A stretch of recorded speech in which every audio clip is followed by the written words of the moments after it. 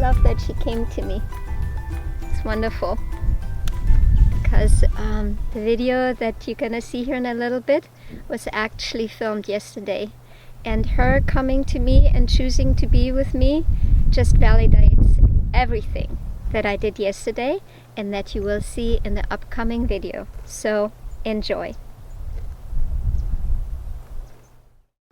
Hello and welcome. I'm Petra Christensen, and today I would like to talk about subtle body language that we often miss and that keeps us from truly having a genuine connection with our horses. As I approach, I acknowledge both Sheila and Ty by stopping as soon as they look at me. And Sheila rewards me by coming right to me with a wonderful, friendly expression on her face. All green lights so far. So watch what happens next. I am offering the halter to Sheila to check it out and stick her nose into it. Now she gives me a big bump instead. So with the same intensity, I just rub her cheek and offer it again. As a response, she changes her focus. I'm offering the halter again. I'm giving her time to think, but she a little bit ignores me until she licks and chews.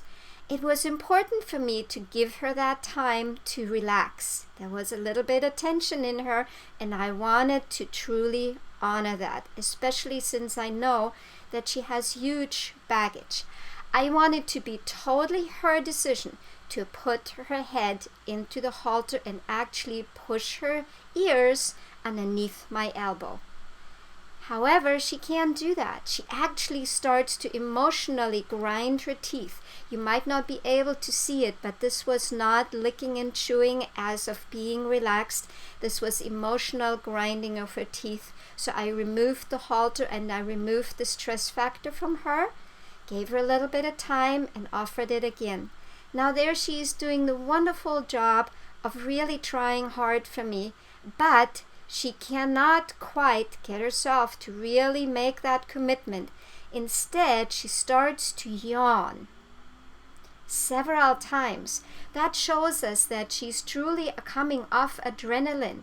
And despite that she looks so calm, she is emotionally distressed. Now, if I were to put the halter on her in that very moment when she is distressed, I would take that tension into our play session, and I would yet again prove to her that humans are not honoring her feelings and her concerns. So it's very important for me to just stay with her, to allow her to go through the emotional process and just hanging out with her. That is so huge for horses. I cannot stress enough how important that is to just be present and provide space for them to go through the emotions, especially when you have horses that have previously suffered abuse. Now there she's pushing on me a little bit. I quickly assess whether this is a safety concern for me. However, I decide that she simply wants to present this side because she is more confident on her right side. So the question is, do I honor that or do I make her stay on the other side? I chose to honor her feelings. I'm also protecting my personal space a little bit. And here I'm checking out whether she's actually able to move, because I see all this tension in her neck and in her facial expression. I have a feeling that her body is really locked up.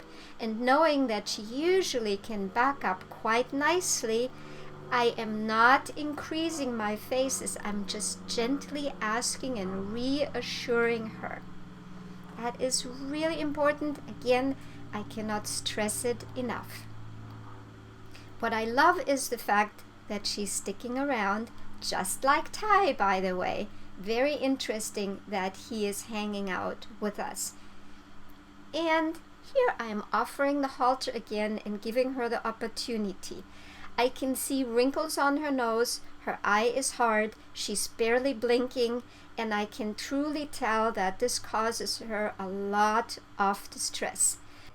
clearly displayed by the emotional breathing that she is exhibiting. This is not about haltering. This is not about making my horse do certain things. This is about building genuine connection by honoring my horse's feelings and responses to my actions. Luckily for Sheila and me, her current owners have already spent a lot of undemanding time with her to rebuild her trust and confidence that was clearly shaken by the previous owner's actions. Here I offer her to reconnect by simply matching her steps, and she obliges. Since Sheila reconnected with me, I continue the conversation about the halter. I simply present the halter to give her the opportunity to provide me with feedback through her body language. See how she often freezes in her body. She is making connection with me, but then she is freezing. So I will under no circumstances continue. I stop and I wait for her. This is her time. This is me making a commitment to do whatever is necessary so the haltering process can be a positive event for her that builds trust and confidence and genuine connection. I love the fact that she was able to go back to eating. I petted her a little bit and I felt I had enough green light that I could start with the first step of haltering. Now notice what happens. She's chewing the grass and she's freezing again. That tells me that this little step is too much for her. I waited for her to come out of the freeze position, but I noticed that it was too intense for her, and so I backed off. I know a lot of people will say, oh, you're teaching your horse bad manners. Oh, you're letting her get away with that. No, in my opinion, I'm doing everything to honor her feelings and to adjust my actions accordingly so she can connect with me. Connection is not something that you reinforce, that you enforce. That is not something that you can expect. Connection, genuine connection, is something that you build by honoring your horse's feelings. Now, since she had such a difficult time with the halter, I decided to do something differently. So I went back to approach and retreat by just putting the halter on her back, doing something completely differently than probably anybody else has ever done. Notice how she looked at me and she was immediately able to go back to eating. I'm also approaching her on her right side because she's previously shown me that she's more confident on this side. So I'm rebuilding the connection by honoring this as well. And I'm just creating a pattern. Look, I'm coming over, I have you check out the halter, and I'm gonna put it on your back. What are you gonna tell me about this? I notice I get green lights by approaching. I get green lights for her to touch the halter. I get a green light by putting it on her back because she's not walking away. She's going right back to eating. No brace in her body. No brace in her emotions. No brace in her mind. And that's what I'm looking for. I'm waiting a little bit. I'm assessing the body language. And I'm going back. Also notice from what angle I approach her. I approach from a diagonal angle towards her shoulder. Again, I let her smell what was on her back, and I walk away to give her as much release as she needs. Now I gave her here a little bit of time to think about things. I'm again approaching her. I'm letting her smell the halter. I'm giving her time to give me feedback. Eating is positive feedback. Now, what you can see here is that her facial expression was extremely soft and she continued to stay connected with me. That was different from previously freezing. So I actually kneeled down and I reinforced her by stroking her face, petting her face, and I retreated again. And look what I got.